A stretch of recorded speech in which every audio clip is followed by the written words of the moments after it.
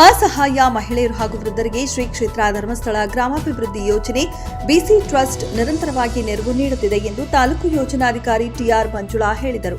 ಬೇಲೂರು ತಾಲೂಕಿನ ಅರೆಹಳ್ಳಿ ಗ್ರಾಮ ಪಂಚಾಯಿತಿ ವ್ಯಾಪ್ತಿಯ ಚಿಕ್ಕಮ್ಮ ಅವರಿಗೆ ನಿರ್ಮಿಸಲಾದ ವಾತ್ಸಲ್ಯ ಮನೆ ಹಸ್ತಾಂತರ ಕಾರ್ಯಕ್ರಮವನ್ನು ಉದ್ಘಾಟಿಸಿ ಮಾತನಾಡಿದ ಅವರು, ಮಾತೃಶ್ರೀ ಹೇಮಾವತಿ ವಿ ಹೆಗ್ಗಡೆ ಅವರ ಮಾರ್ಗದರ್ಶನದಲ್ಲಿ ಮಹಿಳೆಯರಲ್ಲಿ ಆತ್ಮಸ್ಥೈರ್ಯ ತುಂಬುವ ಹಲವಾರು ಕಾರ್ಯಕ್ರಮಗಳನ್ನು ಧರ್ಮಸ್ಥಳ ಗ್ರಾಮಾಭಿವೃದ್ಧಿ ಯೋಜನೆಗೆ ಯಶಸ್ವಿಯಾಗಿ ನಡೆಸುತ್ತಿದೆ.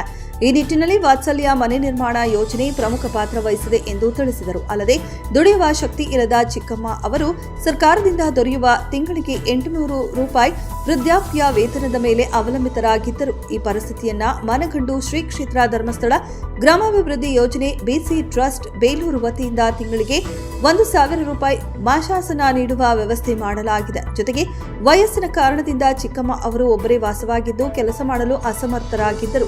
ಅವರು ವಾಸಿಸುತ್ತಿದ್ದ ಮಣ್ಣಿನ ಗೋಡೆಯ ಮನೆ ಶಿಥಿಲಾವಸ್ಥೆಯಲ್ಲಿದ್ದು ವಾಸಿಸಲು ಯೋಗ್ಯವಲ್ಲದ ಸ್ಥಿತಿಯಲ್ಲಿತ್ತು. ಇದನ್ನ ಗಮನಿಸಿ ಮಾತೃಶ್ರೀ ಹೇಮಾವತಿ ವಿ ಹೆಗಡೆ ಅವರ ಆಶ್ರಯದ ವಾತ್ಸಲ್ಯ ಮನೆ ಯೋಜನೆ ಅಡಿ ಹೊಸ ಮನೆ ನಿರ್ಮಿಸಿ ಹಸ್ತಾಂತರಿಸಲಾಗಿದೆ ಎಂದು ವಿವರಿಸಿದರು.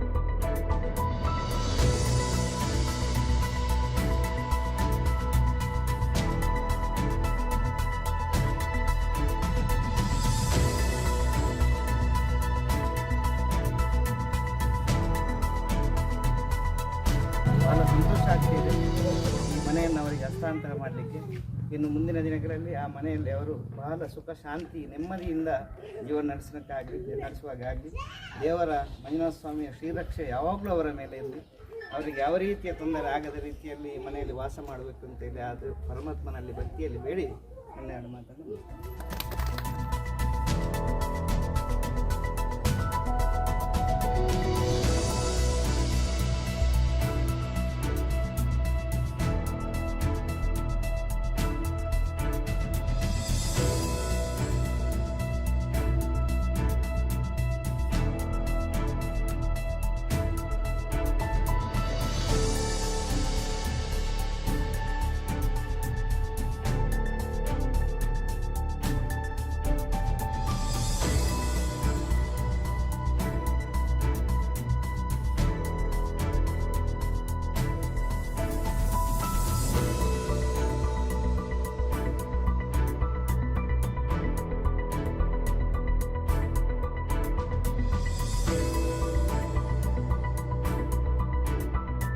ವರದಿ ಗಣೇಶ್ ಬೇಲೂರು.